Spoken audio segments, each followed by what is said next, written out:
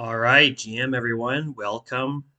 Thanks for being here today for this workshop around Bridges V2. So let's get right into things. This is going to be a bridge workshop, or on the agenda, we're going to recap kind of the bridge workshop that we previously done, recap a bit on what is a bridge, types of bridge protocols, what bridge protocols exist. I'll provide the links to these bridges. We'll talk about which ones you should use, how to bridge on Furucombo, things that you need to be aware of to stay safe when using bridges, and just some closing thoughts. If you do have any questions, please let us know here at the end of the workshop, or you can reach out to us in the Discord if you are watching from YouTube. So, on our previous bridge workshop, we covered what is a bridge, why do we need bridges, which networks can you bridge to, basically just an introduction to bridges. So if you haven't yet watched the bridges workshop, and that's probably a good place to start, is to watch this one. The original bridge workshop is going to walk you through the basics, and the bridges V2, the one we're doing today, is a little bit more advanced. We're not going to necessarily demo any bridge transactions, but kind of tell you about things you should be aware of. So again, if you haven't yet watched Bridges, you can find that on our YouTube. This one is going to be for more kind of advanced users that have done bridging before. So we are going to just touch on the basics on what is a bridge. So this is what's going to allow you to move tokens from one blockchain to another. And this allows blockchains to connect and be interoperable. One thing to be aware of, that not all bridges are the same. Some bridges take your asset and deposit it into a smart contract and mint it into another asset on the other side. So this means you're not getting the native asset. So this can lead to problems if the smart contract is ever hacked on the original chain. So we've seen this with the multi-swap hack on Phantom and the wormhole hack on Solana and many other bridge hacks. So I think last year bridge hacks accounted for just under 70% of all the lost funds in the ecosystem. So it's really important to be aware of the functionality of the bridge and the security. So what kinds of bridge protocols are there then? There's kind of two kinds to start off. So there's trusted bridges and trustless bridges. Trusted bridges, the operators have custody over the funds and bridge security. And with trustless bridges, security of the bridge is the same of the underlying blockchain. And then within that, there's kind of a couple trust assumptions. So the first kind of bridge, or typically what we see with the trusted bridges, is the lock, mint, and burn token bridges. And now we are shifting more towards the liquidity networks with pool of native assets with unified liquidity. So most of the bridges today are moving towards that system, because it gives them a little bit more flexibility and decentralization. So right now there is a bridging trilemma though. So bridging protocols generally only have two of the following three. So instant guaranteed finality, unified liquidity, and native assets. So instant guaranteed finality is basically guaranteed to receive the assets on the target blockchain immediately. So this is something a lot of chains are moving towards now, or bridges rather, is this instant finality. So this is basically only achieved right now with the optimistic bridges. So that allows funds to be transferred before basically the confirmations on the blockchain. Then there's unified liquidity, so single liquidity pool for all assets between blockchains, and then native assets. So this is an important one today because, for example, if you're transferring ETH from Ethereum to Polygon, you're getting the wrapped asset. So if something ever happened with the wrapped asset, then there's going to be a price discrepancy between the native asset and the wrapped one. So we've seen that kind of happen with bridge hacks when you're given a USDC on Phantom. Is it the native asset, or is it some derivative that's pegged to the price of the original asset? So that's something we need to be aware of with these bridge protocols. So what bridge protocols exist today? So there's Hop Exchange. This is a roll-up to roll-up bridge, and this uses a liquidity network. So that's a good one to use if you're going from roll-up to roll-up. Stargate is kind of the big one in the ecosystem right now. This is the native asset bridge. So when you make a transfer from one chain to the other, you know that you're getting the native asset. This is the bridge as well that Furucombo is integrated, and they utilize a liquidity network. So what that means is you can go deposit an asset that is swappable on Stargate, such as Ethereum. You can deposit that to the liquidity pool on any of the chains that they support. So Linea, Polygon, Ethereum, Avalanche, things like that. You can go make a deposit there, and you can earn some return on investment for that deposit. Next is Synapse Protocol. This is a hybrid, so this is a token bridge and a liquidity network. Then there's a Cross Protocol. So this is a cross-chain optimistic bridge that uses relayers to fulfill transfer requests. So relayers are reimbursed by providing proof of their action to an optimistic oracle, and that's on the Ethereum network. So this architecture uses just one single liquidity pool on Ethereum, and then separate deposit reimburse pools on destination chains, and those are rebalanced so that the bridge can continue to function. So again, this system is a liquidity network. A couple more bridges. Seller Bridge. So this is another bridge, non-custodial, so supports 110 plus tokens across many different blockchains, 30 plus. And this is built on the Stellar State Guardian network. So it's a separate blockchain built on Tendermint just to facilitate the bridging actions. So this is also a liquidity network similar to Stargate. You can provide liquidity and earn some uh, um, gains on your deposit there.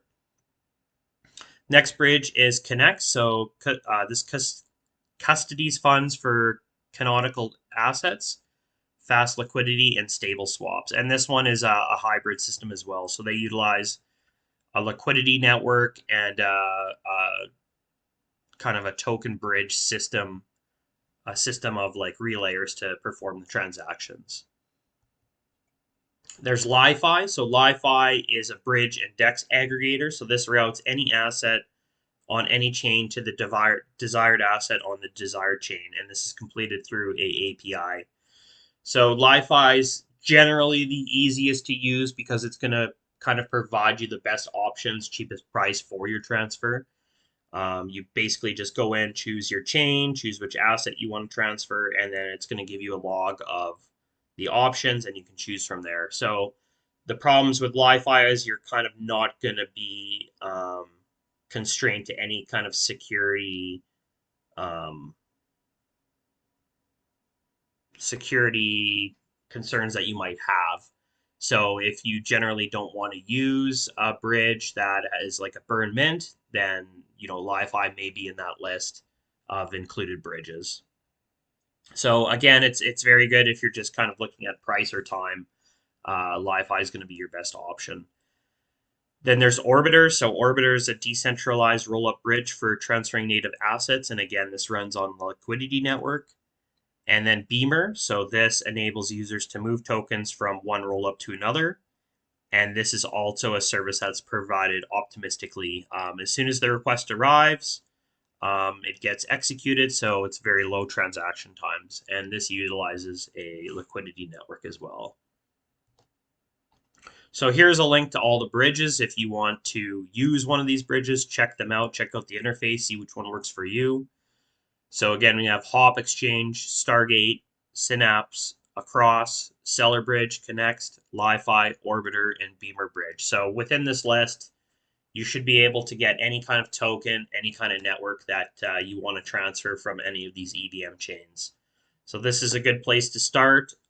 This is going to be, it's not the full list of bridges, but it's a you're generally not going to need anything out of this list unless it's a little bit of an abstract chain. Great. So I mean, so we have this full list of bridges. Which one should you use? There's no best bridge. Use the one that makes sense for you. So are you going to prioritize fees or security or speed? One thing I will mention that we mentioned in the previous video as well is always check social media to make sure that the bridge is safe to use. There's been a lot of front end attacks, and this results in people approving tokens or sending tokens to the wrong contracts. So basically, just go to the media, go to a cross protocol, see if there's anything going on that you should be aware of, and then if not, you're kind of safe to use that bridge unless they, tell you there's something going on, and please don't use it. So, what do you prioritize then? So, are you going to prioritize the trust assumptions? So, here's just a generalization of the different bridges. So, funds can be stolen. With Connects, they can't be. With Hop or Orbiter, they could be. So funds can be frozen for most bridges. Yes, they could be frozen. Users can be censored. With Across, they can't. With all the other bridges, they can. So if you're from the United States, they might lock you out of using that bridge. And then the protocol structure, is it decentralized or is it centralized? Does it have centralized validators? Is it all done through decentralized smart contracts, on the blockchain? So these are things you need to be aware of and consider. Um, which trust assumptions do you want to hold to a higher standard? Do you only want to use decentralized bridges? That kind of thing. So next is speed. If speed is important to you, do you want to do 15 seconds? Do you want to do 1 minute? Are you looking for a arbitrage opportunity on a different chain? Then you might want to consider speed. If it doesn't matter to you, you can choose a kind of a slower bridge, and then just consider basically fees at that point or security, that kind of thing. So here's just a list of the perceived transfer times. So next is fees. Fees can vary on amount transferred, asset you're going to use, which chains you're going to and from, things like that. So if fees are really important to you, you may want to choose one that is generally lower. Again, a lot of these bridges have kind of these variable fees. So this is where LiFi comes in really well. Again, you're going to choose which assets you want to transfer from and to which blockchain.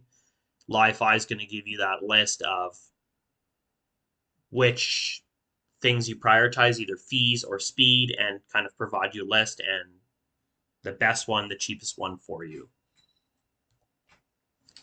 So I'll just briefly do a quick demo on how to bridge on Furucombo. So if you are on the main page here, you can just go to create mode and you can choose, for instance, the network that you're wanting to transfer from.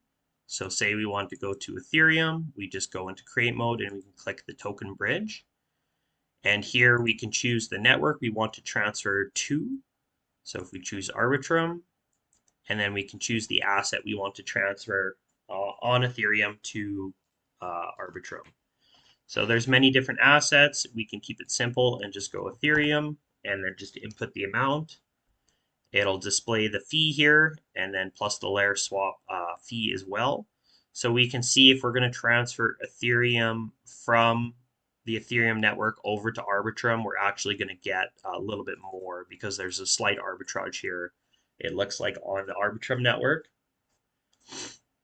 So again, just be aware of when you're transferring these assets. Sometimes they may not be the native asset. Again, we do not have um,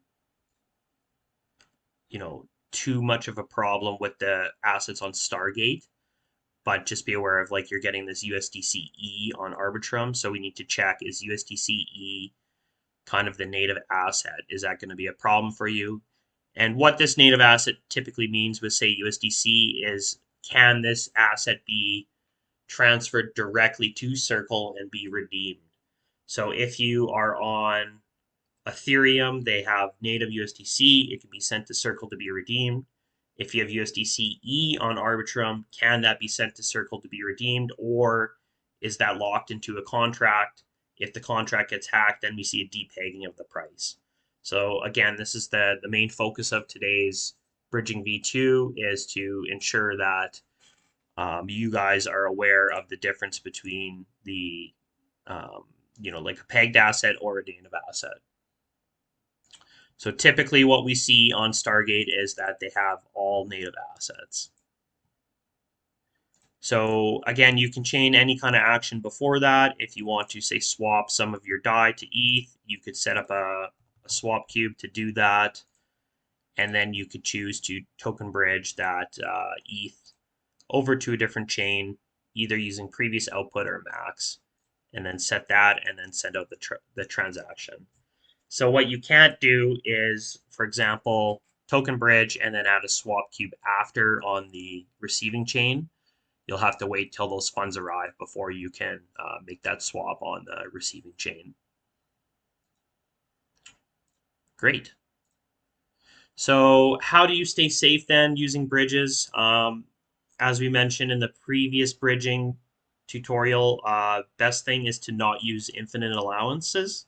So only use the exact amount, and then that way you don't remain approved to spend those funds in the future. So if you choose unlimited, you have a bunch of assets sitting in your wallet. If there is some kind of a hack on that contract, you approve that contract to use all your funds. There could be potentially a drain attack. So if possible, also revoke allowances on any bridges. This will prevent you from any future attacks on that smart contract. So to revoke, you can generally use the blockchain scan, and then there's a token approval checker, and then you can find out which contract you've approved and then revoke those so that you're, again, not at risk in the future if there is a breach. And then use liquidity pool bridges as opposed to burn mint bridges. Again, this is going to generally ensure that you're receiving the native asset. So that's the main thing to check. Again, that you're receiving the native asset and that there is, if there is a case of a depegging on a non-native asset, then you're not subject to that risk. So you need to consider the risks when bridging. So, you could have loss of funds, freezing of funds, and, there could be censoring of users. So again, choose a bridge, do your research, and make sure that it all makes sense to you and choose one that works for you. And I guess the other thing to mention is things are always changing in the ecosystem. New bridges are coming out, new standards. So kind of choose one that's continuing to develop and sticking with the kind of the market guidelines. So just some closing thoughts today is so Arjun, after the hack, the multi-chain hack, has proposed a ERC 7281, basically a standard on bridging that would help to alleviate the current situation. So this is very much similar to Cosmos's inter-blockchain communication protocol. So this is basically a new token standard for a multi-chain world. So as the ecosystem grows, the network becomes increasingly multi-chain, more complex. This leads to increased developer costs and security risks. So this standard is going to help to standardize all the bridges so that, based on the bridging trilemma, you're kind of, creating a groundwork that kind of makes sense for everyone and developers to help make a more streamlined bridging process. So basically, the details of the standard, which are X ERC20s, is that it's going to improve security. So hacks are only limited to predefined rate limits, and bridge permission can always be revoked. It's going to improve on the liquidity situation. So tokens are fungible across all the bridges and can be moved without slippage. And then fungibility. So this is going to be only one token across all the chains. So this is the main one for me is, again, this native asset things. With the increased fungibility, you're not going to have all these derivatives. So other things that aren't necessarily improved by this proposal are the centralization, governance, trust, and competition. But kind of the most important things are security and fungibility, or that native assets. Great. So thank you very much for being in attendance. That's all for this workshop. Again, if you haven't watched Bridging V1, do check that out. That's going to go over the basics. This one is just to kind of update you on things that are going on in the bridging world. So again, thank you for being here. If you have been in attendance, you will receive a OAT for that. And if you are watching from YouTube, thanks very much for following us and feel free to join our community on Discord. So thanks everyone for being here, and we'll see you at the next one. Cheers.